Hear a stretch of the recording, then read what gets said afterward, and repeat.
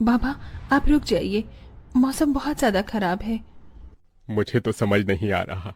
ये दिन पर दिन मौसम खराब होता जा रहा है। अगर ऐसे ही चलता रहा तो मजदूरी नहीं कर पाऊंगा और घर में खाने को एक दाना तक नहीं आ पाएगा। तभी बहुत तेज आंधी तूफान चलता है। अरे देखो जरा देखो, कितनी तेज तूफान चल रहा है। अरे महेश बेटा, तू झोपड़ी के ऊपर तिरपाल तो लगा कर आया था ना? हाँ बाबा, लगा दी थी तिरपाल। और उसके ऊपर तूने ईंटें रखी थी या नहीं? बाबा, ईंट रखना तो मैं भूल गया। महेश के इतना कहते ही झोपड़ी के अंदर बारिश की वजह से पानी टपकना शुरू हो जाता है। हे भगवान महेश, तूने ये क्या किया? तुझे मैंने कहा था बारिश और तूफान तेज है, तुझे ईंटें रख देनी चाहिए थी। मुझे लग रहा है कि तिरपाल उड़ गई। चल चल मेरे साथ चल। अब तुझे मेरे साथ भीगते हुए मेहनत करनी होगी, नहीं तो पूरे घर में पानी ही पानी भर जाएगा। देवेश इतना बोल ही रहा था कि घर के अंदर वाकई छत से पानी टपकने लगा। हाँ पिताजी, आप सही कह रहे हो, चलो चलते हैं जल्दी से। दोनों बाप बेटा बारिश में बाहर निकलते हैं और झोपड़ी की छत पर तिरपाल को सही से लगाना शुरू कर देते हैं। अरे बेटा, ईंट को अच्छे से रखना, कहीं ईंट गिर न जाए। ठीक है पिताजी, सही सही रखूंगा। महेश इतना कहकर अच्छे से ईंट से तिरपाल को दबाने लगता है, जिससे छत ढक जाती है और झोपड़ी में पानी टपकना बंद हो जाता है।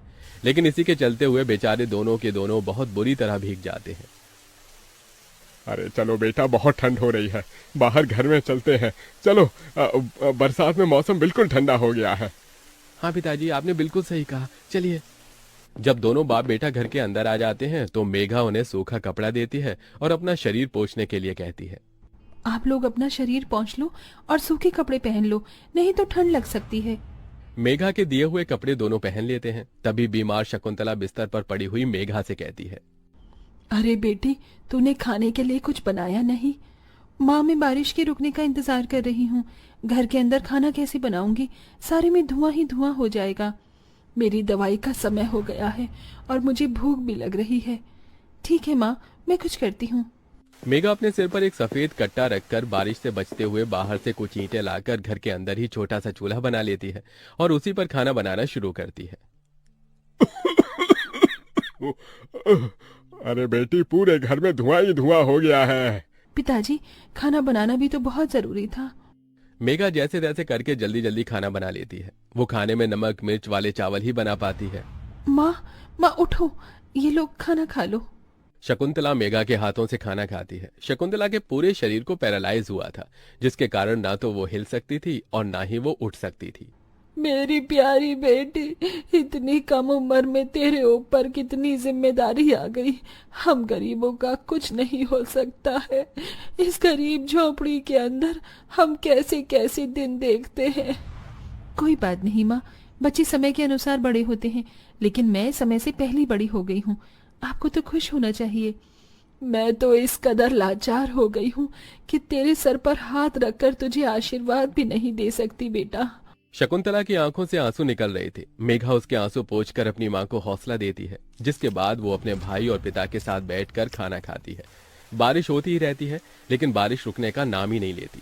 खाना खाकर वो सभी सो जाते हैं। आधी रात के समय जिस तरफ शकुंतला का बिस्तर होता है, वहां पर पानी टपकना शुरू हो जाता है। अरे ये क्या, पानी टपक रहा है। मेघा, मेघा, लगता है सो गई। अब मैं क्या करूं? ये पानी तो धीरे धीरे टपकता ही जा रहा है। शकुंतला रात भर अपने ऊपर टपकते हुए पानी को ऐसे ही झेलती रहती है, जिसकी वजह से सुबह तक उसके पूरे शरीर में बुखार फैल जाता है। अरे, अरे ये क्या माँ, आपको तो बहुत ही बुखार हो गया है। रात भर ये झोपड़ी की छत टपकती ही रही।